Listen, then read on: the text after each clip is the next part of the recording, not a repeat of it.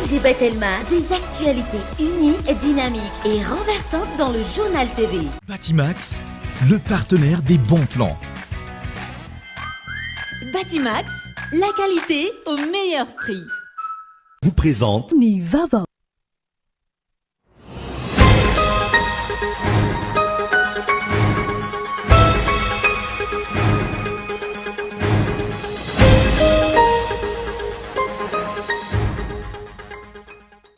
Tsy raikitra hatramin'ny faran'ny fivoriana mikatotrano na ny réunion huis clos izay nokononkonon'ireo solombavambahoaka teny Tsimbazaza androany maraina tsy nahafen'ny fetrisa ahafahana manao izany ny solombavambahoaka tonga teny an-toerana. Ankilany namaky bantsilana ny solombavambahoaka ny Ambovombe Androy fa tsy mazava ny fitantanam-bola izay ataon'ny bureau maritry ny anteny miram-pirenena eny Tsimbazaza. Andalana ny fandravonana ny disadisa amin'ny compagnie Air Madagascar sy ny compagnie Air France misokatra amin'ny mety hisian'ny fiaraha-miombonantoka amin'ny compagnie hafa i Madagascar. Etsy ankilany namafisin'ny teo anivon'ny Madagascar Airlines izay ivondronan'ny tsaradisy ny Air Madagascar fa efa anatin'ny fikirakirana ny endriky ity compagnie mpitaterana malagasy ity ny Madagascar Airlines ankehitriny. Nitoy androany ny fitokonan'ireo personnel administratif et technique eo anivon'ny université n'Antananarivo noho ny tsy mbola fandraisan'izy ireo ny karama volana aprily ka hatramin'izao. Tapaka vokatra izany ny fifamoivoizana teny an-toerana tsy avy amin'ny ministeran'ny paostra sy ny fifandraisan-davitra ny fahatarana raha ny fanazavana azo. Fahatranga hafa kely ity nampikorotana ny mponina eto amin'ny fonkony tany Andotam-Penakavo alohany ity. Nisy olona eo anivon'ny fokontany ihany nitety-trano ny sabosy lasa teo nakanarana sisony tamin'ny mponina ary nakavola tamin'izy ireo. Nanome ny mponina noho izy nolazaina fa ahafahana mandray vatsitsinjo ay fanangonantsy ny anonganana ny sefonkon-tany.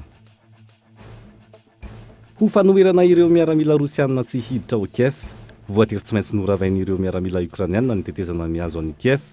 Teo ihany koa ny fandravana ireo barazy. Vokatra izany, efa ho iray volana izao ny tanàna iray ao Ukraine no dibo-drano.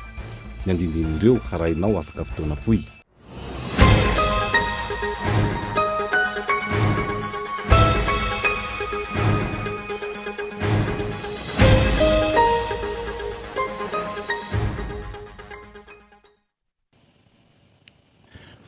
Fotoanan'ny fampalalam-baovao amin'ny fiteny malagasy eto amin'ny fitalavitra kolo. Aterina ny arahaba mba ampiraritso tombo-kilasy tombovavy asaiko ihany koa ianao tsy hisaraka aminay hatramin'ny farany. Isan'ny tarantsika izany tsy raikitra hatramin'ny farany fivoriana mikatotrano na ny réunion huis clos izay nokonokonon'ireo solombavambahoaka teny Tsimbazaza androany maraina tsy nahafehin'ny fetrisa ahafahana manao izany ny solombavambahoaka tonga teny an-toerana. Ankilany namaky bantsilana ny solombavambahoaka ny Ambovombe Androy fa tsy mazava ny fitantanam-bola izay ataon'ny bureau maritry ny anteny miram-pirenena eny Tsimbazaza. Henri Florion. Niteraka adievitra na fampana teo amin'ireo samy solombavambahoaka androany maraina nandritra ny fotoam-pivoriana azon'ny besiny maro natrehana izay fotoana nandaniana ireo ordre du jour amin'izao fotoam-pivoriana ara-potoany voalohany izao. Ny fangatahan'ireo solombavambahoaka ny hanaovana ny fivoriana mikatotrano na ny réunion huis clos hanaovana ny dinidinika eo amin'ny samy solombavambahoaka sy ny bureau maritry ny anteny miram-pirenena. Fivoriana voalohany gamanty atrehantsika taorianany aranaretina izay nisy teto amin'ny tany sy ny fanjakana. Mangataka nanao tofolo ampanajana retoko mangataka izay solotena reto mba anao dinidinika manotafitra kely ohatratsika fotsiny androany mandritra fotoana fohy dinidinika manotafitra satria elaela tsy mifankahita elaela mba ndio iaho hoe fanarahana mirana mianadaika andao mba dinidinika ohatratsika fotsiny manotafitra ny zavatra reto ny Monsieur Passé hatramin'izay no avontsika no avy ny solombavambahoaka no avy firenetsika satria mafimafy an'izao atrehantsika izao. Taorian'io fangatahana io samy naneho ny hevin'ireo solombavambahoaka tonga teny an-toerana. Tao ireo izay tsy nanaiky ny hanaovana izany noho ny fahavitsin'ny solombavambahoaka tonga niatrika ny fotoana androany. Tao kosa ireo nanindry mafy ny amin'ny tokony hanaovana ity fivoriana mikatotrano ity mba ahafahana mifampiresaka. Nisy ny itsangatanana nandraisana fanapahan-kevitra mahakasika izany ka namaro nisy aza ireo izay nanaiky ny hanaovana ity fotoam-pivoriana mikatotrano ity tsy nahafeno ny fetrisa izy ireo araka ny lalàna mifeny ny fitsipika anatiny eo anivony ny anteny miram-pirenena. Taorian'io namaky batsilana ny antony tokony hanatanterahana ity fivoriana mikatotrano ity ny solombavambahoaka ny Madagascar voafidy tao Ambovombe Androy. nambarany fa tsy mazava ny fitantanana nataon'ireo biro maharitra ka hangatahana izy ireo fanampanazavana. Au début de la première session ordinaire de chaque année, les premiers questeurs chargés du budget, de l'administration et du personnel présentent les comptes d'administration des crédits de l'exercice de l'année précédente à la commission des finances et du budget. Cette commission donc utilise au questeur de sa gestion ou rend compte à l'Assemblée. 2020, 2021, 2022 izy kazao raha ko tsy nisy zay présentation nataonareo tamin'ny fitantanana zay nataon'ny questeur zay validevany commission finance taton'ity assemblée ty fa manino mandeha avao tsika mangaky ny aloha karaha zay no ataontsika de harosonay zay fa tsisy sangatanana koa zay hangatananay zay validation commission finance aton'ity antenimera-pirenena ty ny fitantanana zay nataonareo biro maharitra amin'ny alalan'ny questeur de zay vao mahazo kitisy amin'io commission finance io de lanina ato science plénière. Andrasana araka izany ny toviny raharaha eo anivony antenimera-pirenena ity indrindra fa ny mahakasika ny fanesorana ireo mpikambana sasansasany eo anivony biro maharitra. Tombotsoan'ny solombavambahoaka araka izany ny voakitika tao anatin'izay ka natonga ny fampiakaram-peo ny mpanara-bavao. Asa mba toy izay ihany koa ve ny fiadiana amin'ny tombotsom-bahoaka indrindra anatin'izao fahasahiranana lalina mianjady ny isa tokantrano izao. Fa mbola mikatso hatramin'ny androany ny lalàna no volavolaina mahakasika ny fitrandrahana Renakibonitany eto amintsika na ny code minier. Raha ny faneho-kevitra ny filohan'ny komisiona misana ny fitrandrahana ny Renakibonitany eny anivon'ny antenimera-pirenena. Izany ho aroso anatin'ity fotoam-pivoriana ity izany hoy ny solombavambahoaka. Nikaso tanteraka ny raharaha mikasika ny Renakibonitany sy loharan-karena stratégique eto Madagasikara efa mambolana maro zany zavatra zany fa tsy androany ka rehefa misy ny ministra vaovao tokony misy fifanantonana entre zako président commission ny Renakibonitany sy loharan-karena stratégique sy zany tompona andraikitra voalohany amin'ny ministère ny Renakibonitany zany de ho antany ny tenako hoe inona ny priorité inona ny zavatra ny tena hoe mamaiky ny tokony ataony izy reriny mahafantatra an'izany fa ho hitantsika eo ny tony fa raha ny tenako manokana aloha tsy tokony hijanona ela tsony le mikasika an'le code minier zany zay andrasako fa ho alefana amin'ity anatin'ny fandaharam-potoana amin'ity fivoriana ara-potoana voalohany 2022 ty ve sa amin'ny fivoriana ara-potoana faharoa. Tena efa ela ihany no ny andrasana raha io koda io ihany koa ny fahazon-dalana hitrandraka. Aza vela iandry any Paul zay ozy izy ny teny zatovo zay hoy ireo mpandraraha anatin'ny sehatra ny Renakibonitany izay efa nitapitrisany maro anatin'izay. Fa andalana ny fandravonana ny disadisa amin'ny kompania Air Madagascar sy ny kompania Air France misokatra amin'ny mety isian'ny fiaraha-miombonantoka amin'ny kompania hafa i Madagascar etsy ankilany. Namafisiny teo anivon'ny Madagascar Airlines izay ivondronany tsara disy Air Madagascar fa efa anatin'ny fikirakirana ny hoendriky ity kompania pitatena malagasy ity ny Madagascar Airlines ankehitriny mianta randrianevy. Volana maro taoriny fampahafantarana ny fisian'ny Madagascar Airlines izay ivondronany kompania Air Madagascar sy ny tsarady. Amin'izao fotoana izao nambarany tompona andraikitra fa efa miroso amin'ny fanavaozana sy ny pitsopitson rehetra mikasika ny endriky ny kompania Madagascar Airlines ity ny tompona andraikitra. Mbola izy fotoana horesantsika bebe momba an'izay fa ny azoko tenenina fotsiny efa tena andalana zany zao ny fitsanganana efa tena mitsangana zay no maheto ny tena moa zany misy tenany kompania amin'izao fotoana izao fa ny restructuration moa zany atao anatiny zay mbola tena ao anatin'ny fikarakarana mihitsiny de kanefany ny zavatra tiana olambara de mitohy foana hatrany ny activité ny international sy ny anatiny zany ny national ny activité de tena mitohy foana ihany activité Air Madagascar sy ny activité tsarady tsisy fahatapahana mihitsiny fa zay atao anatiny no manao restructuration satria efa kompania anankiroa natao anankiray tsiny Efa tena nao lancement officiel tsika ny endriky ny logo vaovao any Madagascar Airlines dia horesahantsika mihitsy zay atsoina nareo namana mpanao gazety momba azy. Na tsy mbola nisy mipika aza ny mety ho votoatin'ny fiovan'ny rafitra izay teboka maromaro no andrasana taorian'ny fivoriana ny sesy ny taona lasa mikasika ny fidirana amin'ny fanarenana ny kompania malagasy. Isany tamin'izany no ohatra raha tsy ahivina ny mety ofisina fanesorana ny sasany amin'ny mpiasa miasa eo anivon'ny kompania Air Madagascar, ny fisokafana amin'ny fiara-miasa amin'ny kompania hafa sy ny maro hafa. Isany efa nahitana endrika izany ny fionana farany teo amin'ny ministry ny fitaterana sy ny masoevo frantsay izay nanambarana ny fikasan'ny rotonta sy ny fiara-miasa ny Air Madagascar sy ny Air France. Ireto farany izay tao anatin'ny disadisa no nirarah fa no fanarabaritra na ilay location vente mikasika ny fiaramanidina Airbus A340-300. Raha ny fanazavana efa andalana ankehitriny ny fandravonana izany. Fa mahery ny 50 ireo tetikasa vatsiny vondrona Eropeana volana anao fampiratiana teny amin'ny Parvianalakely androany. Hetsika izay tafiditra ao anatin'ny Semaine de l'Europe ho fankalazana ny fiforoana ny vondrona Eropeana ny 7 Mey 1790. Nambara masovony vondrona Eropeana nandritra ny fitsidihana ireo trano eva fa vonina nampy hatrany any Madagasikara izy ireo. Nanao hetsika amin'ny fampiratiana teny amin'ny Parvianalakely avokoa ny ankamaroany ireo tetikasa vatsiny ny vondrona Eropeana vola. Trano eva mahery ny 50 no nanao fampiratiana ary nahitana ireo sehatra rehetra. Hetsika izay tafiditra indrindra ao anatin'ny fankalazana ny fivondrona ny vondrona Eropeana ny 7 volana May 1790.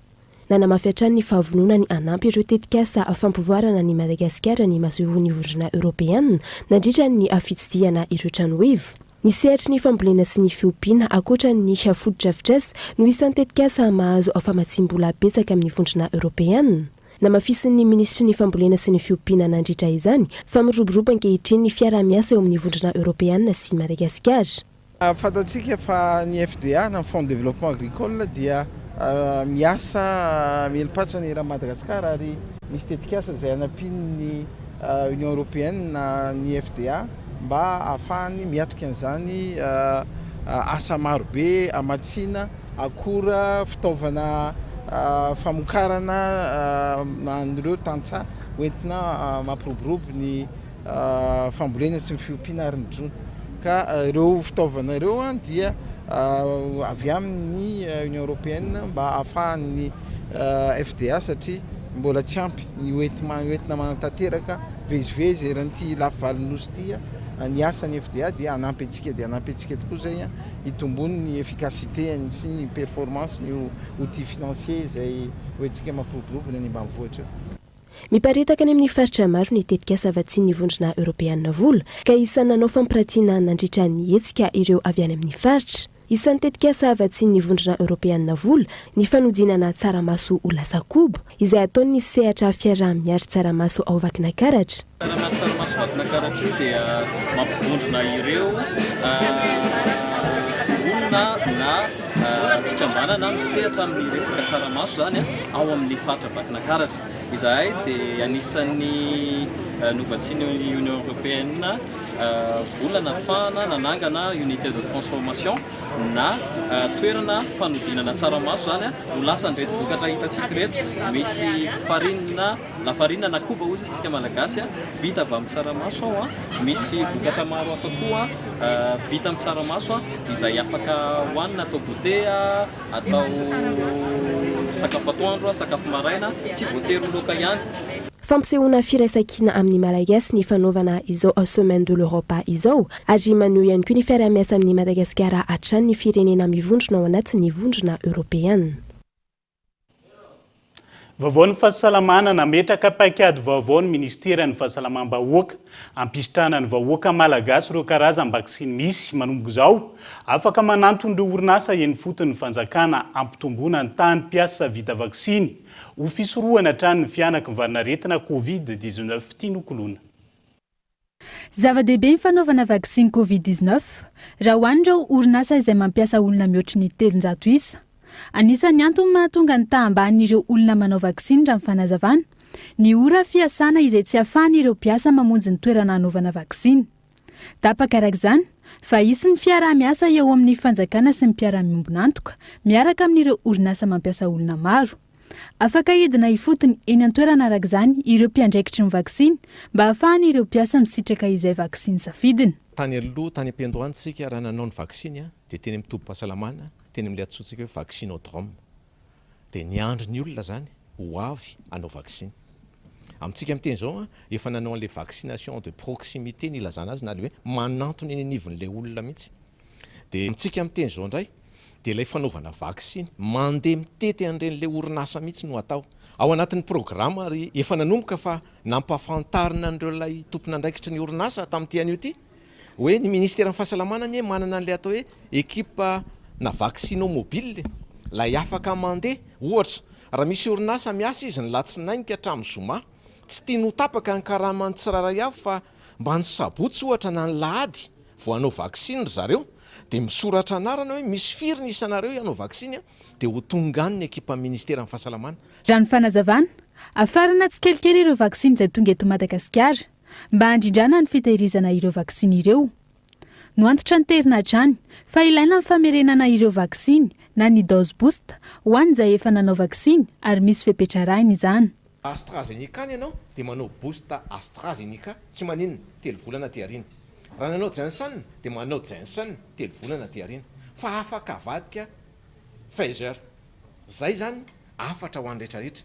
Mety misy olona navita ilay dose na Covishield dia nijanona teo no fisalasalana tongava manao ny ambiny satria rehefa vita n'ilay vaksiny indroa misesy vo azo lazaina fa vita vaksiny ara-dalàna. Androany nisy ny fionana tamin'ireo orinasa sy ny fanjakana ary ireo mpiara-miombonantoka nisy ny famelabelara-kevitra mba ahafahan'ireo orinasa misitraka vaksiny amin'ireo mpiasa ao aminy. Nomena mari-pankasitrahana ihany koa ireo orinasa izay navita nanao vaksiny ny 800 mpiasa ao aminy. Tanjona arak'izany ny fanatratrarana 100% ny fanaovana vaksiny ireo mpiasa ao aminy mba hiadiana tanteraka amin'ny aritina COVID-19. Famiroso amin'ny fanavaozana ny tontolo nomerika ankehitriny ny fanjakana amin'ny alalan'ny ministera ny fampiroboroboana sy ny fanovana ny atao arakajy mirindra. Hatsaraina ny fifandraisana eo anivon'ny fanjakana, fehezana ny fandriam-pahalemana amin'ny fampiasana ny teknôlôjia. Isan'ny tanjona tamin'ny fampiofana ireo teknisianina miisa 150 notoloana sertifika androany Onasaina. Miroso amin'ny fanatsarana ny fifandraisana ao anatin'ny fanjakana ankehitriny eto Madagasikara. Ampiasaina ho fanatanterahana izany ny teknôlôjia vaovao ny fifandraisan-davitra ary mitarika ny asany eo anivon'ny ministera ny fampiroboroboana sy fanovana ny aitao arakajy mirindra ny postra ary ny fifandraisan-davitra miaraka amin'ireo ministera hafa. Fomba fiasa aingana manaraka ireo firenena mandroso no apetraka eto amin'ny firenena ary mampiena ny fandanim-bolam-panjakana hoy ny ministra tompon'andraikitra. Ohatra ny resaka visioconférence androany zany tsika mampiasa rindrabaiko na logiciel ohatra ny hoe visio zany ny anivelany ohatra na Zoom ohatra na Google Meet ity kosa dia mampiasa tsika réseau interne tsika ahafahantsika manao visio eto anivon'ny fitondram-panjakana rehetra. Izany hoe réseau privé sécurisé zany ampiasaintsika azy. Visioconférence zay voalohany indrindra zany hoe tsy andoavam-bola intsony no ahafahana manao visioconférence. Indrindrindrindra misy ny data center izay napetraka ahafahantsika mihéberger zany ny application sy logiciel développer ny fitondram-panjakana ao anatin'io data center io no ahafahantsika manisy ny logiciel rehetra izay développer ny fanjakana resaka hetra ohatra resaka fahasalamana ohatra resaka fampianarana ohatra sy ny sisa izay maro mola izy ka tsy voatanisa eto daholo. Ankoatra ny fanafainganana sy ny fandrindrana ny fomba fiasan'ny fanjakana, ampiasaina ihany koa ny fifandraisan-davitra amin'ny fanatsarana ny sehatra ny fandriam-pahalemana. Izy io zany hitanareo ohatra ny any amin'ny tany mandroso rehetrarehetra mampiasa système de vidéosurveillance sy système sécurisé na fifandraisana.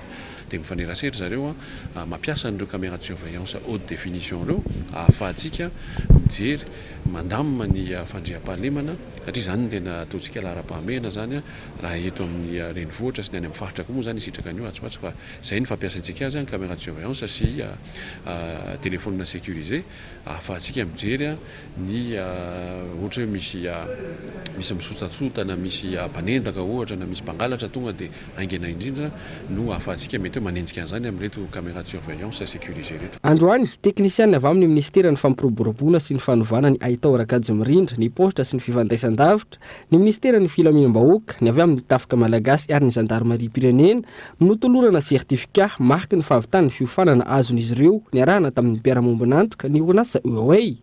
Ireto teknisiana ireto araka izany no efe ireo fitaovana momba ny nomerika sy ny fifandraisan-davitra eto amintsika.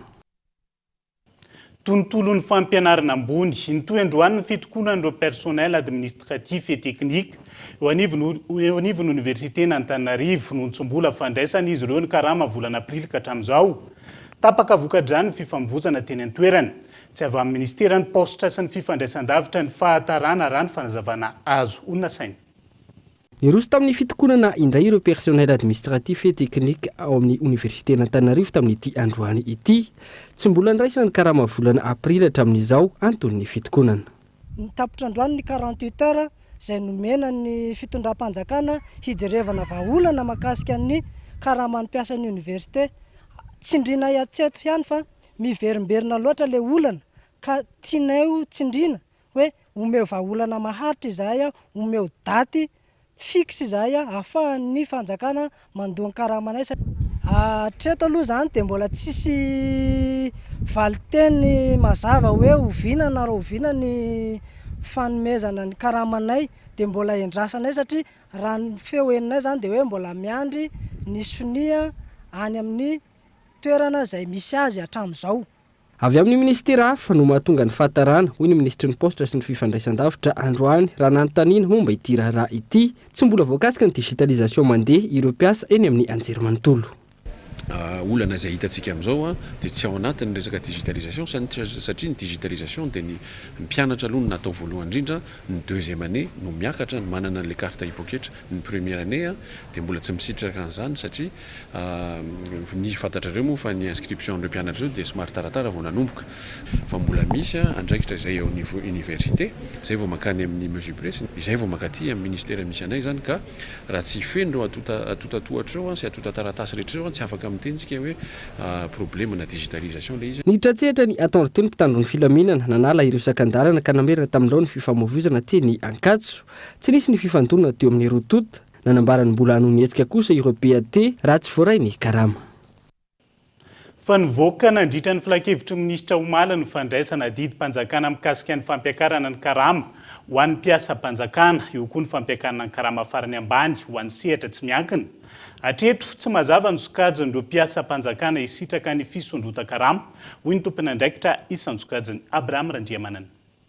Noraisina nandritra ny filan-kevitry ny ministra Omaly izay notanteraina teny amin'ny lapam-panjakana Iavoloha ny didim-panjakana mamaritra ny fampiakarana ny karama ho an'ny mpiasa-panjakana. Ankoatra izay, hisitraka ny fisondrota-karama ihany koa eo anelanelan'ny 520 hatramin'ny 500 ireo mpiasa eo anivon'ny vondrom-bahoaka Itsinjy Rapahefana sy ireo tranom-panjakana nasionaly ary ireo agent non encadré toy ny EFA, ny ELD, ny ECD, ny EMO ary ny ES raha ny fanazavana. Hatramin'ny androany manjavozavo ny sokazin'ireo mpiasa miankina amin'ny fanjakana hisitraka ny fampiakarana ny karama raha ny nambaran'ny tompon'andraikitra. Isan'izany ny eny anivon'ireo fokontany. Mitetina 4 alina isam-bolana nandritra ny taona maro ny endamiteny nomena ho an'ireo sefokontany ary tsy nisy ny fampiakarana nandritra izany.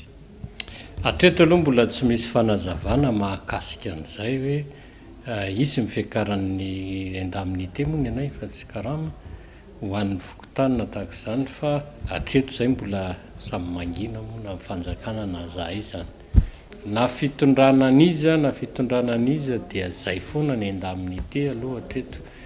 Za 96 nitondra fokontany voalohany tamin'izany moa efa zay le endamin'ity. Mijerena mpiasa-panjakana tsy tokony jerena ihany koa zay satria zay nge tena marina miasa ho an'ny fanjakana fa tsy hoe miasa ho an'ny tenanay akory fa miasa ho an'ny fanjakana. Raha ny sitrany loatra zany fa io moa le lazay koa hoe sao de le hoe mahasitrapo ny asanay hoe zay na satria ninona lazainay na nitendrena ary zay dia azo ambara fa nanolo tena foana atona naiky an'izay. Etsankilan'izay ho an'ny sehatra ny fampianarana manampibetsaka amin'ny famporisiana ireo mpisehatra amin'ny fanatanterahana ny asa ny fisian'ny fampiakarana ny karama manoloana ny fiakaran'ny vidim-piainana ankehitriny. miankina amin'ny fanampahan-kevitra raisin'ny ray aman-drenin'ny mpianatra kosa ny fisondrotan-karama ho an'ireo mpampianatra FRAM izay tsy miankina amin'ny fanjakana raha ny fanazavana. Anisan'ny motivation ihany koa zany zavatra zany ahafahan'ny mpiasa-panjakana mieritreritra satria tsy natao zanak'ala hafa izy manoloana ny sehatra tsy miankina fa tena mijerena ary nampina ny mahakasika ny mpampianatra FRAM araka mahafiramana azy zay ny ray aman-dreny zany no manakaramana reny mpampianatra reny dia azo resahana eo anivon'ny fivorim-be ny fefi zany na FRAM eny amin'ny établissement tsirairay avy ny mahakasika ny hoe fanondrotan-karama zay natao teo ary fampiarana raha ohatra ka zakana ray aman-dreny ny anakaramany mpampianatra arak'izay nolazain'ny président izay. Ny fanjakana moa tsy afaka manana décision mahakasika ny décision zay tapahana ray aman-dreny eo anivon'ny assemblée générale eny anivon'ny fanakaramana ny FRAM satria association maleo teny izy ireny dia manana ny organany ary manapaka amin'ny fotoanany fivorim-be zany. Raha tsy aivina, hiatra manomboka ity volana May ity ny fampiakarana ny karama ho an'ny mpiasa-panjakana. Noraisina nandritry ny filakevitry ny ministra omaly ihany koa ny didim-panjakana mamaritra ny karama farany ambany ho an'ny sehatra tsy miankina ho 5,2 fa mankalaza ny 15 taona ny Access Bank tolotra maro no nomena ny mpanjifa nandritra izay 15 taona izay ary misy tombola goavana karakarain'izy ireo amin'izao fankalazana ny 15 taonan'izao ary ao anatin'ity horonan-tsary manaraka ity ny andindiny mahakasika izay. Miarahaba antsika rehetra, fantatrao ve feno 15 taona i Access Bank Madagasikara.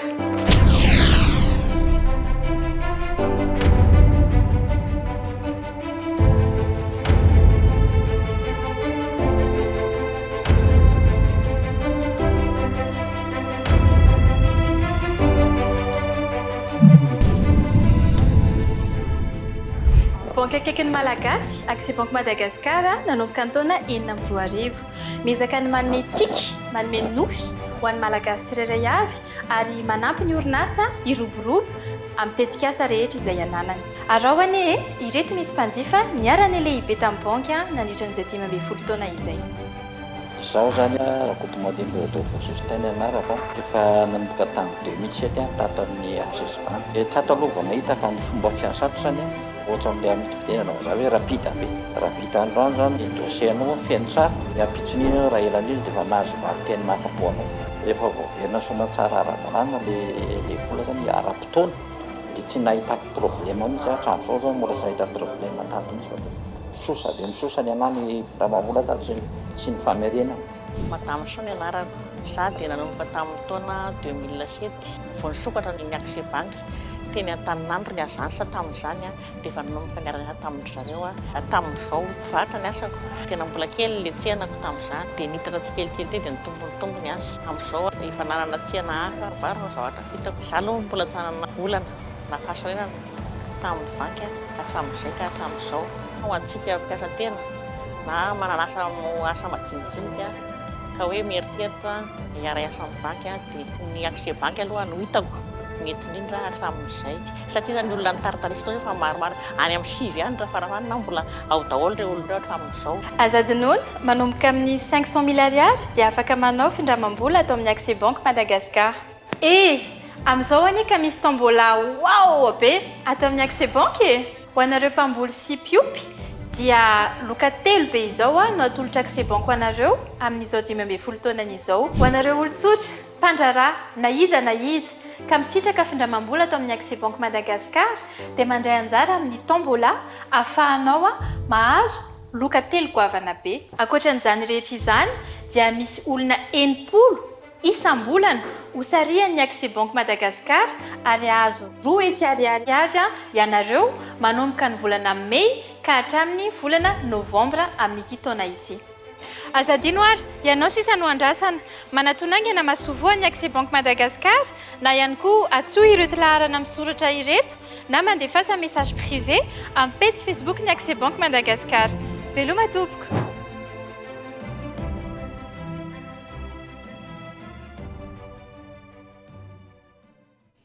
Iala sasatra kely anaty doko sika fa nio-kevitry ny vondrony kooperativa pitatenina eto andrenivohitra mahakasika ny mety ho fiakaran'ny sarandalana. Trangana fahaverezan-jaza atao Toamasina, santionana amin'ny vaovao entina aminao rehefa avy eo mandrapitafa vetivety ary.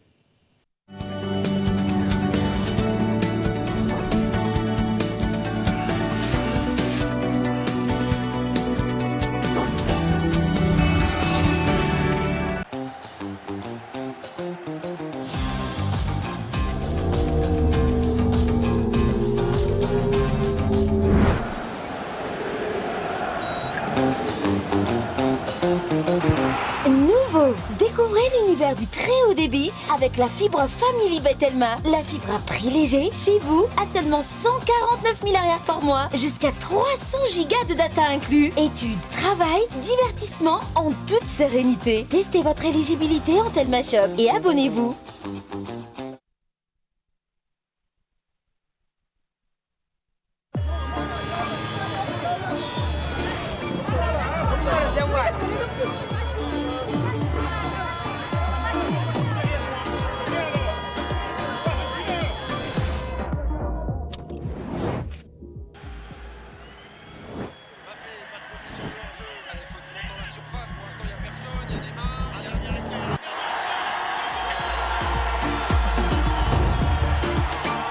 Avec la nouvelle application Canal+, retrouvez plus de 25 000 programmes en replay. Profitez des meilleures chaînes en direct et contrôlez votre consommation de data. Téléchargez-la dès maintenant, c'est inclus dans votre abonnement.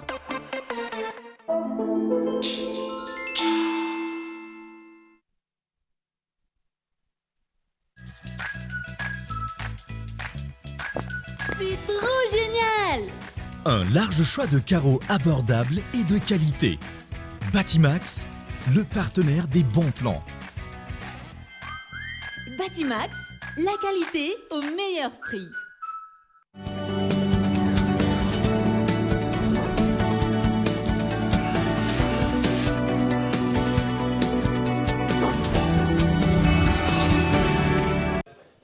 Tonga soa ato anatin'ny tapany faharoa amin'ny fampahalalam-baovao amin'ity ala ity. Tokony hiakatra ny sarandala ny taxi be eto Antananarivo ny vondrony kooperativa pitatenina eto andrenivohitra noho ny fisondrotry ny vidim-piainana amin'izao fotoana izao. Ho ambony izay fiakarana izay raha mbola hiakatra ny vidin-tsorika eto amintsika, tsy azo hidovinana ny fiakarana raha ny fanazavana trany saingy miankina amin'izay ho fihetsiky ny fanjakana no amaritana izany fanampanazavana mahakasika izay. Aleo aloha hiakatra ny vidin'ny solika dia hita eo e. Izay no endrasana, mitatitra akaiky amin'ny vahoaka, mijery amin'ny vahoaka. Dia aleo aloha hiakatra ny vidin-tsolika. Na dia efa hita ary hoe tokony efa hiakatra ary ilay izy amin'izao. Dia mbola tsy afaka midina izay tsy zavatra be tabe ny zavatra mbola parametra miresahana momba an'izany zavatra izany. Miandry ihany koa izany ny fihetsiky ny fanjakana, fitondram-panjakana, hoe manahoana ny fihetsiky ny fitondram-panjakana amin'ny mpitatitra. Mety ao anatin'izany subvention, tsy fantatra. Anjarany zareo mahalala an'izany mpitondra fanjakana izy hainy izany zavatra matoa izy tonga eo amin'ny toerana eo misy ny ministera pianty fitateranty mino izay fa fatan'izay raha ampijeritsika zany ampitatitra ve atony ny fedimanjato ary izy aloha zany raha tena marina tsy atony intsony raha zavatra misy. Raha ny fanazavana azo ny mpanao gazetinay avy amin'ireo lehibe na kooperativa sasany teny an-toerana, tokony ho arivo ariary ny sarandalana eto Antananarivo noho ny fiakaram-bidin'ireo kojakoja na fiarakodia, ny PPN ary ny solika izay efa nambara mpitondra fanjakana, asa nahoana ny fiainam-bahoaka raha izay no miseho. Fa notontosaina androany ny fanaovantsony mpiara-miasa ny restaurant Akafi sy ny mpiara-miombona antoka amin'ny postra malagasy arahana amin'ny Madagasikara Airlines. Miompana amin'ny fanatontosana ny fandaharana sy fanadihadiana mikasika ny lakozia mitety faritra ny fanaovantsony mpiara-miasa ho an'ny andiany faharoa sy fahatelo atomboka ny fahafito ny volana May 2024 izao ny fanatontosana ny horonan-tsary fanadihadiana tanjon'ny lakozia mitety faritra ny ampiroboroboana ny fizantany amin'ny alalan'ny sakafo fanampanazavana mahakasika izay. Izahay postra malagasy zany dia efa nanana fikasana ny hamoaka hadia, hamoaka timbre poste izay hisy ireo karaja sakafo manerana ny Madagasikara. Satria ny fantatra hatramin'izao rehefa hoe miresaka sakafo malagasy dia mialatsiny amin'ny teny hoe henan-kisoa sy zava-toto fotsiny ihany. Rehefa ohatrany hoe référence anankiray ny henan-kisoa sy zava-toto nefa manana vakoka be dehibe tsika manerana Madagasikara amin'io resaka sakafo ary ny postra malagasy dia anisany mivoy ihany koa ny resaka mampahafantatra ny resaka fizahan-tany amin'ny alalan'ny timbre poste. Ny azo adinoina fa ny sakafo dia anisany fidianany mpizahan-tany anankiray ny toerana zay tiany ale amin'io resaka sakafo. Izahay postra malagasy te hitahiry ihany koa izay vakoka amin'ny resaka sakafo izay ary te hamoaka ny adia zareo tato nanana le fikasana anao an'le lakozy mitety faritra, izahay nanam-pikasana hamoaka hadia te hitahiry le vakoka ara-tsakafo isy aparitra amin'ny alalan'ny timbre poste. Dia izay nahatonga anay ny fanojo ny restaurant Hakafi. Miezaka ny mitaky fanazavana trano moa ny mpanao gazety Nkolo rehefa sendra olobe toy ireny raha nanontaniana moa ny tena nandritra ny fanaovan-tsony mpiramiasa androany, izany hoe ny tale jeneral'ny postra malagasy mahakasika ny olana amin'ny famoahana ny vatsim-pianarana izay niteraka korotana tato ato, dia nilaza ny tena ny fatsimbola androany izay nanaovana ny soniny arahana tamin'ny Hakafi alohan'ny fotoana iresahana mahakasika izay. Fa ho any Antsirabe kely kosa isika ao anatin'ity vaovao manaraka ity dia zazalahy kely 70 no natao didipotra fao be tao amin'ny commune Manandona district Antsirabe faharoa androany, tonga tany an-toerana lolo Madagasikara avy amin'ny antoko malagasy miara-miainga Andrina Rakotondrainy be nanome tolo-tanana ho andreo ray aman-dreny sy fanalana fahasahiranana azy ireo kolo Antsirabe. Commune dimy ato anatin'ny district Antsirabe faharoa no sitraka didipotra fao be androany fa 5 volana May 2024 tamin'ny alalan'ny fikambanany vokovoko manga spam teto amin'ny FLM Manandona. Zazalahy kely manodidina ny 70 no natao didipotra mba ho fanamavanana ny fahasahiranana ireo ray aman-dreny tonga taty toerana ny lolo Madagasikara Andriamatoa Andrina Rakotondrainy be avy amin'ny antoko malagasy miara-miainga sy ny solotena ny solombavam-bahoaka Andriamatoa Andriamanampisoa Alfred izay samy nanome fanomezana ho an'ireo zaza natao asoavana toy ny malabary sy ny kilalao. Zava-dehibe ho antsika malagasy ny famoran-jaza hoy ny lolo Madagasikara ary anisan'ny dingana lehibe eo amin'ny fiainan'ireo zazalahy kely ireo izao famoran-jaza tao izao. Famorana io mo io ny anisany tanjona hevery koa voalohany amin'ny mazazalahy maha-lehilahy ho tompona andraikitra mitohy amin'ny fiainana izay tsy maintsy hatrehany anatrika ny adidy izay tokony miantefa amin'ny zareo amin'izay ho ataony amin'ny fiainana rehefa nierina any, ary izy io mifandray amin'ny fomba fitazainy ray aman-dreny azy, ny fomba fitazainy fiangonana mba ho tovolahy vanina mahitsy fo, mahitsy fijery ary ho toko reharehany ny firenena. Mbola maro ireo ezaka sosialy tokony atao eto amin'ny nositsika ho hiatrany ety farany ary amin'ny mahazanaky mivakina karatra ny tenany sy amin'ny mahafilohan'ny komite ara-tsosialy azy eo anivon'ny anterimeran-doolona dia tsy hay ho izy mijery fotsiny ny mpiarabelona amin'izao fotoana izao. Amin'ny mahampony vakina karatra amin'ny tena matsiaro ny tena fa tsy maintsy misy adidy atao miaraka amin'ny mpiarabelona ho an'ireo ray aman-drenireo ho amin'ireo zanatsika ireo, izay le izy asa sosialy le izy ary tokony tsy adiny fa ny tenako dia président ny commission sociale eo anivon'ny anterimeran-doolona. Nandritra izao fandalovany teto amin'ny commune Manandona izao ihany koa no nitsidihan'ny fotodrafitrasa vaovao an'ireo ankizy mpianatra eto amin'ny EPP Ambohiponana izay ho tokanana tsy ho ela. Fifaliana ho lehibe ho anay eto amin'ny EPP Ambohiponana aloha izany hoe nandalovan'ny lolo Madagasikara amin'izao toerana ambanivohitra izao izay tsy miendrika andalovan'ny izany kanefa ny fitiavany ny tanindrazana malagasy ity dia tonga nandalo aty amin'ny EPP Ambohiponana ary ny zavatra andrasina dia ahita zava-baovao misongadina ho an'ity sekoly ity sy ho an'ireo taranaka malagasy izay mianatra eto. Dia tena manantena hitondra tombontsoa anay mihitsy ny fitsidihan'ny lolo Madagasikara teto amin'ny sekoly Ambohiponana. Araka izany dia totosa teto amin'ny commune Manandona district Antsirabe faharoa ny didipotra fao be ary nisy tamin'ireo zaza ho atao asoavana ireo no voan'ny aretina heriny ka ho raisin'ny lolo Madagasikara sy ny solombavam-bahoaka voafidy teto Antsirabe faharoa an-tanana ny fitsaboana azy ireo.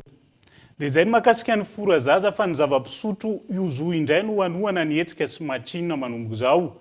Zava-pisotro izay novokarin'ny groupe Castel ary nampahafantarina tamin'ny fomba ofisialy androany. Ny Amboara Rakotomalala. Nanomboka ny taona 2024 ny orinasa Star no efa nanoana ny lalao Meitsin. Manomboka izao dia ny zava-pisotro Yuzu indray no zava-pisotro ofisialy anoana ny hetsika. Mandritra ny lalao no ampahafantarina sy ahafahana hanjifa ity vokatra ity mba ahafahana tsirairay alaetaeta araka izany. Afaka mandray anjara amin'izany avokoa ny olona rehetra, na ny zaza, na ny tanora, na ny efa lehibe koa aza. Ny organisation logistique no tena iarahan'ny Star sy ny mpikarakara ny lalao Meitsin. Farany misy ihany koa zany ny fikarakarana ny concert izay ahafahan'olona zany miala voly ankoatra ny fijerevana basket eny an-toerana zany dia misy an'ilay concert ihany koa izay ohatrehan'ny mpijery eny an-toerana izay karakaraina miaraka ny Yuzu miaraka amin'ny organisation nisy machine raha ho an'ny loka samanoka ny détail an'ilay loka angamba no menanareo mendala an'io ihany miaraka amin'ny hoe izavy mahazo coupe sy ny etsetra miaraka amin'ny contest hafa izay mbola misy ihany koa. Fa raha amin'ny ankapobeny zany tena atao hoe fampitatana miaraka amin'ny organisation sy machine mihitsy izay ao anatin'ny logistika rehetra mahakasika ny compétition anankiray io. Tao aoriana fiatoana nandritry ny 2 taona dia miverina indray ny fifaninana basket karakarain'ny ekipa Meitsin. Andiany fasio ny Yuzu Meitsin amin'ny ity taona 2022 ity, raha toa ka andiany fahavalo izany tamin'ny taona 2022. Misy 3 nisan'ireo sampandra mandray anjara, 2 ireo ekipa sokajy lehilahy ary 13 ireo sokajy vehivavy. Amin'ny misy fiara-miasa amin'ny fédération moa zany fédération basket dia sady mba ampiakarina kely ny lentan'ny Yuzu Meitsin dia lasa autorisé ny hoe afaka amin'ny lalao mpianatra sady mana licence NLB mpianatra anankidimy isaky ny ekipa anankiray izany hoe tsy maintsy mpianatra ilay izy dia mana ny pekady moa zany misy foana ny vérification voalohany indrindra moa zany tsy maintsy mpianatra ao amin'ilay institut les joueurs izany hoe manome taratasy fanamarina zareo mpianatra ao dia ankoatr'izay koa zany misy vérification eo amin'ilay hoe izy daholo micomposé joueur micomposé l'équipe firy amin'ireo le licencié sao dia hoe mihoatra ny 10 dia tsy maintsy manao vérification zay na vao match mbola misy foana vérification tena izay mercenariat zay. Fa tsy mora ny asa amin'ny mpapivelona, aina olona roa no vonjena mandritra ny fampiterahana ho ny fanazavana. Nentina mpapivelona iray nanaovana fanadihadiana androany, misy ireo toetra manokana izay takiana amin'ny fanatanterahana ny asa amin'ny mpapivelona. Androany fa 5 ny volana May moa ny andro iraisam-pinena ho an'ireo mpapivelona ary fankalazana ihany koa ny 20 taona ny holavitra ireo mpapivelona eto Madagasikara fity nokolona. 12 taona izao Irasaziluva no nanao ny asa mpampivelona. Raha nanontaniana mikasika ny asa mpampivelona izy, nambarany fa tsy asa mora io asa io ary ilaina toetra feno fitoniana tokoa. Ain'olona roa be izao no karakaraina ho izy amin'ny asa atao. Anisan'ny manano sarotra ny fampiterahina ireo zaza tsy ampy taona raha ny nambarany. Noho ireto farany izay mbola tsy vonona na ny vatana na ny saina amin'ny fiterahana saingy tafiditra amin'ny adidin'ny mpampivelona ny mikarakaraina ny ain'ireo zaza ireo. Misy ny mahafinaritra, dia misy ny sedra, dia misy ny nanahirana. Dia ny nanahirana zany no ambarantsika voalohany nanahirana zany dia hoe mitaintaina ianao satria aina roa zany no vonjena dia ny reny sy ny zaza. Nandritry ny fotoana niasako izay dia in-3 teo ngamba izay no nisy ny zaza tsy azo teo am-piterahana.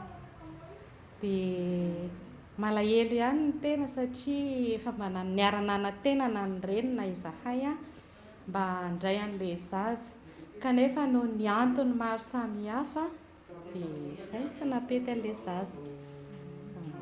Fa ho anahy manokana izao tena nanamarika ny fiainako ny premier accouchement tamin'izay tao amin'ny CSP2 anankiray eto Antananarivo dia efa maty tany ekibo ilay zaza fa raha sasy tsy ny teny dia amin'ny stagiaire anao tamin'izany dia tena nanaraka ny lalàna rehetrarehetra famelomana aina nefa ka ilay zaza efa tsy mety.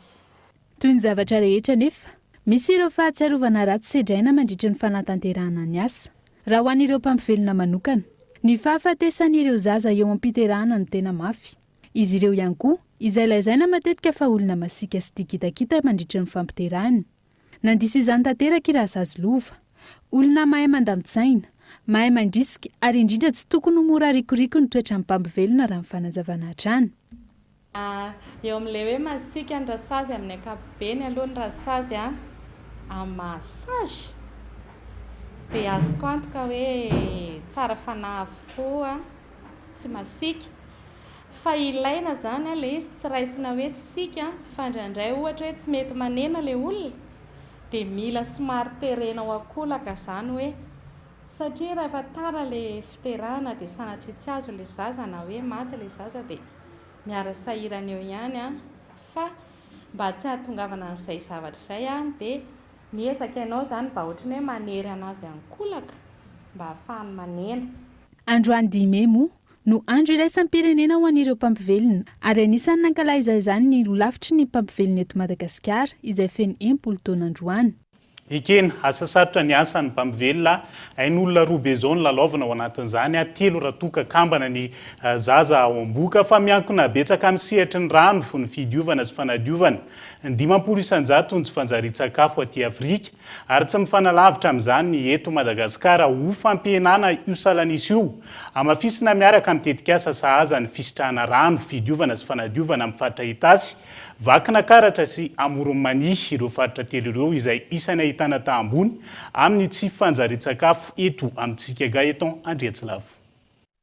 Raha ny atotanisana voaka ny mix enquête par grappe à indicateur multiple ny taona 2024 natratra 13.7 isanjato ny tany zazalatsaky ny 5 taona teto Madagasikara voany ny areti-pivalanana araka ny nambarany tetikasa pahazany sahaza ny taona 7.2 niara-ny areti-pivalanana avokoa ny zazalatsaky ny 2 taona tamin'ny 5.0 isanjato ny tokatrano nanaovana fanadiadina. Ny fivalanana izay mitazona ny laharana faharoa mahafaty ireo zazalatsaky ny 5 taona eto Madagasikara raha toka ny tazomoka no mitazona ny laharana voalohany. Ho fanamafisana ny ady atao amin'ny areti-pivalanana izay miteraka ny tsy fanjari-tsakafo no amafisina ny fiaraha-miasa eo amin'ny ministeran'ny rano, fidiovana sy ny fanadiovana sy ny ONN na ny Office National de Nutrition amin'ny alalan'ny tetikasa pahazan'ny sahaza na ny sehatrasa anatsarana ny antokaran-tsakafo sy ny fanjari-tsakafo ny zaza amam-behivavy. Misy fiantraikany zany amin'ireo tany tsy fanjari-tsakafo na ny efa nazavantsika teo hoe rehefa tratran'ny maloto ny sakafo na tsy mivoaka any amin'ny toerana tokony ho izy ny olona zany dia mitarika aretina ary miverimberina eo foana ilay izy ny aretina indray mitarika tsy fanjari-tsakafo sy ny sisa dia misy fiantraikany any amin'ny tany tsy fanjari-tsakafo mahery vaika na le malnutrition aiguë ary misy fiantraikany any amin'ilay tsy fanjari-tsakafo mitarazoka. Ireo indicateur anankiroa ireo aloha hatreto zany entina andrefesana amin'izay hoe fiantraikany tsy fampin'ny rano fidiovana ary fahadiovana izay raha tsy ilaza efa tsy ireo taremarika lehibe izay ampiasaina indrindra andraisana fanapahan-kevitra ary anitsiana ny paikady rehetra zany miankina betsaka amin'ny sehatry ny rano fidiovana sy fanadiovana ny 500 isanjato ny tsy fanjari-tsakafo aty Afrika ary tsy mifanalavitra amin'izany ny eto Madagasikara. Ho fampianana io salanisa eto amintsika io no anoizana ny ady atao amin'ny tsy fanjari-tsakafo sy izao fanaova-tsony eo amin'ny ONN sy ny ministeran'ny rano fanadiovana sy fidiovana izao. Ny ONN dia miankina avy hatrany eo ambany fehin'Andriamatoa Prime Ministre entina ilazana zany fa maro ireo ministera izay voakasiky ny ady amin'ity tsy fanjari-tsakafo ity ary zay ny antony nanatanterahana ity fanaova-tsony ity satria efa misy ireo ministera mpiara-miasa izay ao anatiny moa fa rehefa hita hoe misy andraikitra tokony ho tanterahan'ny ministeran'ny rano sy ny fanadiovana sy ny fidiovana dia nitanterahana zao fanaova-tsony izao mba ampisehoana hoe mifanometanana ny rehetra ary ny fanjakana manontolo mihitsy no mifarimbona amin'ity ady amin'ny tsy fanjari-tsakafo ity ary zava-dehibe ny fiaraha-miasa manana mpiara-monina antoka ohatra ny jika zany efa nametraka amin'ny tetikasa dia ny iraritsika dia ny atratrarana ny tanjona sy ny vokatra izay napetraka izany tetikasa izany. Faritra telo Itasy, Vakinakaratra sy Amoron'ny Manino iasan'ny tetikasa pahazanina amin'ny fanatsarana ny fisitrahana rano, fidiovana sy fanadiovana. Ireo faritra telo ireo izay ahitana tahambony amin'ny tsy fanjari-tsakafo noho ny tsy fahampiany rano, ny fidiovana ary io fanadiovana io. Ao anatin'izay sehatry ny rano ny fanadiovana sy ny fidiovana izay hatrany dia nampitombo ny tany fanasana tanana teto Madagasikara ny fisiany vanin'aretina Covid-19 ary nampieny ireo vanin'aretina vokatra ny lotom-pahazon'ny ankizy na izany aza. Nijanona olana ny tsy fampiany rano ho an'ny CHRD ny Itos ohatra adiny enina anatiny 420 ora ihany no mandeha ny ranon-jirama ka niteraka olana izay mbola tsy voavahatra amin'izao ga eto Andriatsilavo. Araka ny voalazan'ny ONU zava-dehibe ary manavitra aina ny tapitrisany maro ny fanasana tanana. Eny anivo ny fiarahamonina misoroka aretina maro toy ny areti-pivalanana sy ny aretin'ny taovam-pisefona ny fanasana tanana. Eny anivo ny hôpitaly sy ireo toeram-pitsaboana ahafahana misoroka sy mifehy izay mety ho fiparitahany aretina izany. Aty amin'ny hôpitaly dia betsaka kokoa ny fivezivezen'ilay atao hoe otrika aretina tsy handairan'ny fanafody multi résistante ka raha tsy ara-dalàna zany ny fanasana tanana dia mety hiparitaka any amin'ny hôpitaly zany reny bactérie multirésistante reny izay hifindra any amin'ny malaria, hifindra amin'ilay olona mivezivezy amin'ny hôpitaly na ny mpamangy zany na ny mpiasan'ny fahasalamana zany ka raha miparitaka any amin'ny hôpitaly zany reny aretin'ireny dia mety hitondra any amin'ny fiarahamonina zany reny olona mivezivezy any amin'ny hôpitaly reny. Zany hoe raha fitinina zany ny fanasana tanana ihany koa zany any amin'ny hôpitaly dia antoky ny ain'ny malaria, ny fiarahamonina ary ny mpiasan'ny fahasalamana. Amin'ny ankapobeny nampitombo ny tany fanasana tanana na eny anivon'ny fiarahamonina na eny anivon'ny hôpitaly ny fisian'ny valanaretina COVID-19. Izany hoe nampiena ireo valanaretina vokatry ny loto mpahazo ireo ankizy latsaky ny 5 taona. Maro anefa ireo misedra olana noho ny tsy fahampiany rano. Ho an'ny CHRD itos manokana adiny 9 na ao anatin'ny 420 ora monja no mandeha ny rano ny jirama. Vokatr'izay dia tsy maintsy manangona amin'ny barika. Dia nitsika ilay manangona amin'ny barika dia mampiasa zinga izay. Dia raha mampiasa zinga zany dia tsy voatery ho tomombana tsara tsiny le geste rehetrarehetra. Raha tsy ilaza hoe rehefa manasa tanana alohan'ny hiditra bloc dia kidrahana misy olona tsy maintsy manondraka anao amin'ny zinga. Dia eo zany no tsy mahatomombana le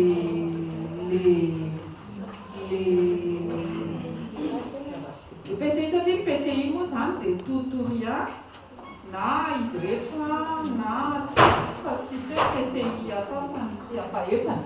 No tanterana androany fa 5 volana May ny andro maneran-tany ho an'ny fanasana tanana araka ny toromarika nomeny fikambanam-be iraisam-pirenena momba ny fahasalamana na ny OMS. Ho fanamariana izany nisy ny fifampizarana traikefa sy ireo zava-misy amin'ny hôpitaly na miankina na tsy miankina amin'ny fanjakana natao teny amin'ny CHUGRA fotoana na ahafahana nanangona ireo olana sedraina rehetra amin'ny fampiarana ny fanasana tanana ka hitadiavana avaolana miaraka.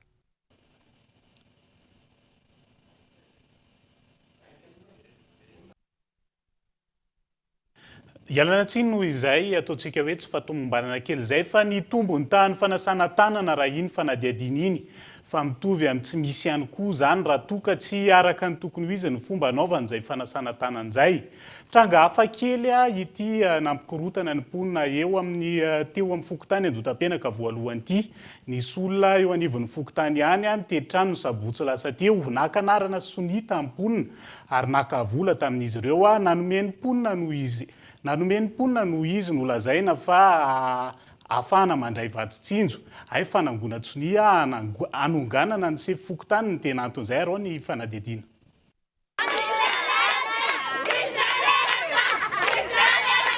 Tsy nanaiky ireto mponina eto Andotapenaka voalohany raha nahafantatra androany fa anonganana ny sefy fokotany ny fanaovan-tsoni nataon'izy ireo ny sabotsy lasa teo. Voafitaka izahay ho izy ireo raha nilazana fa ahafahana misitraka vatitsinjo ny vola liotakina sy ny sonina saina natao. Saina nanao siny daholo zay rehetrarehetra teny dia misy vatitsinjo tonga dia nalaina ny karnenay nalaina ny sarinay zay tsy nanam-popa may ianao amin'le vary dia may ianao nandoha an'le anina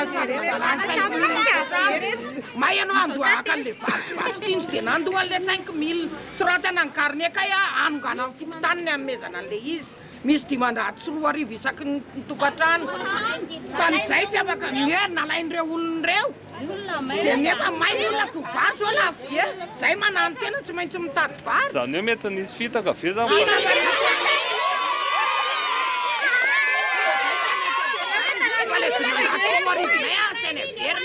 Misy ilaina miditsao mila fifidianana zany zay mangarahara. District mihitsy ny anisany manampy an'iranga io.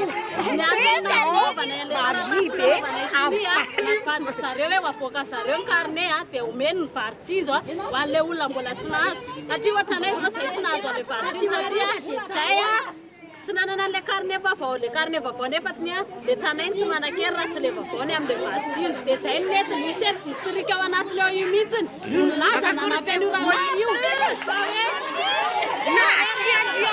le izy rehefa taty aoriana amin'izay akorotana fokotany vao marika fa fanonganam-panjakana le nataony zareo fa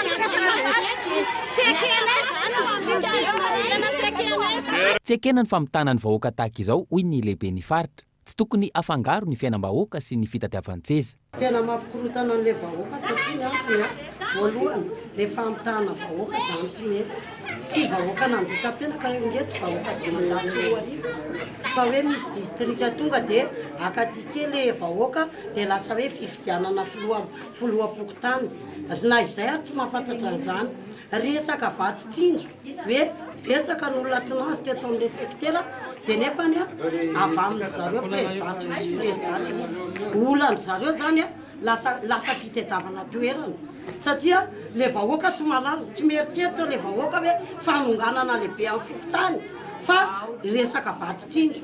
Tao amin'ny fokotany ny chef distrika voalaza saingy ny safidy tsy haneho hevitra mahakasika ity tranga eto andotam-pianaka voalohany ity. Andrasana ny mety ho toy ny raharaha. Ny vahoaka izay tsy manaiky ny anisorana ny chef fokotany ary mitaky ny amerenana ny volan'izy ireo. Amin'izao moa zany efa malaza ny voambolana hoe manara-penitra fa ity tranga teny andotam-pianaka ity koa ve zany azo lazaina hoe fitaka manaraka ny fenitra avo leta mihitsy no azo ilazana azy ohatrany vente en ligne ihany koa hoe entana hafa no afarana entana hafa ny tonga fa nateo aza ny fisiny ny fahaverezan-jaza ao Toamasina amin'izao fotoan'izao tsy mbola nahitana pirofo mazava ny mety ho fisiny ala-jaza ao an-toerana hoy ny tompon'andraikitra isan'ambaratongany tsy feno ihany koa ny fepetra hanomboana ny fanadihadiana. Henri Florian. Mielo ny resaka ala-jaza ao Toamasina ao tato anatin'ny andro maromaro zay. Ankoatra ny resaka mandeha ny anivon'ny fokotany, resabe ihany koa ny miparitaka ao amin'ny tambazotra serasera mahakasika ity ala-jaza ity.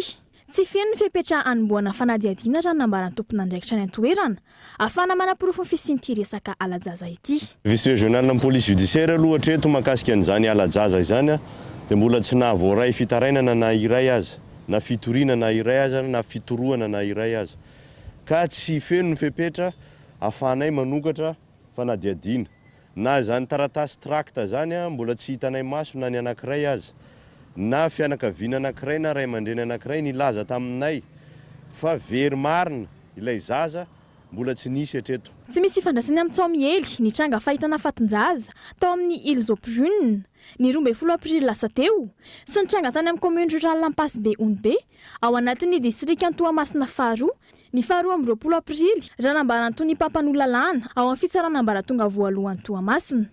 Raha iverenana ny tranga ny zoma faharoa amin'ny 20 aprily lasa teo no tsikatry ny avany fa tsy tao atrandro pastera mianakavitsony ivonjy lehilahy 770 taona izay tsy salama saina. Ireto mpitondra fiangonana izay tsy havany ireto no hitaiza azy nandritry ny fotoana maro. Nisy fokon'olona tao amin'ny tanàna io no natsikatra fonosan-javatra hafahafa tao amin'ny tanimbolon'ny pastera ka nampandreny manam-pahefana. Tonga nijery sy nanambarina ny zava-nisy tao an-toerana ny zandary avy ao Folo Pointe ary voamarina fa tsy nain'olona io hita tao amin'ny tambolon'ny pastera io. Taty Tamatavy zany ireo renin'ilay zazalahy nakao amin'ny police judiciaire nametraka fitarainana dia naka taratasy alalana avy tao amin'ny fitsarana izy ireo mba ahafahan'izy ireo mandeha any Ampasy Onbe.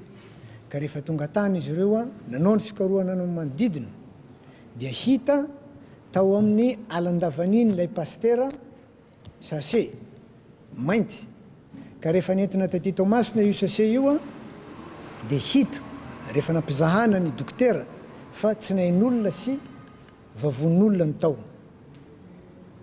Noho izay zavatra zay dia noentina taty Tomasina zany io olona nipetrahan'ny zaza io sy ireo olona niara-monina taminy niara-iasa tamin'ilay zaza io. Dia rehefa tonga taty moa zany nijerena le izy araky ny voalaza ny zavatra tao anatin'ny tsinay dia mifanandrify tamin'ny sakafo izay voalaza ny olona nipetrahany. Izay zany nahatonga ny tao amin'ny fitsarana. Rehefa tonga tao le izy natao ankety dia nohazonina vonjy-maika zany ireo olona efatra ireo. Nanentana rehetra moa ny avy ao anivon'ny fitsarana sy ny mpitandro ny filaminana mba ho toy manoloana ny tranga toy izao. Sy tsy salasala ihany koa ampandreny manam-pahefana raha vatany vao mahazo tranga mampiaya. izay foana ny mbola olana eto amintsika tsy misy ny karazana anticipation na ny fandraisana fepetra mialoha manoloana ny tranga iray ny antsika indray lasa ny alika vao manangom-bato ny fitenenana mahazatra zay raha ny zava-misy akabeny dia izay ihany koa no entina miampita amin'ny maresaka iraisan'ny pirenena ho fanoherana ireo miaramila rosiana tsiditra ao Kiev voatery tsy maintsy noravan'ireo miaramila ukrainiana ny tetezana miazo an'i Kiev teo ihany koa ny fandravan'ireo barazy vokatra zany efa ho ray volana izao ny tanàna iray ao Ukraina no dibodrany fanadiadiana eo amin'ny sariny France 24. Raha ny volana febroary lasa teo no nikasa akany Kiev ireo miaramila rosiana raha vao nanomboka ny fanafiana any Ukraina. Amin'izao ho fanoherana ireo miaramila rosiana tsy hiditra ao Kiev voatery tsy maintsy noravana ireo miaramila ukrainiana ny tetezana miazo any Kiev teo ihany koa ny fandravana ireo barrage. Vokatra izany dibodrano ny tanàna iray ao anatin'ny Ukraina. Saika efa niala ny tanàna avokoa ireo mponina fa ao ihany koa ireo ny safidy izay mbola hijanona any toerana ihany.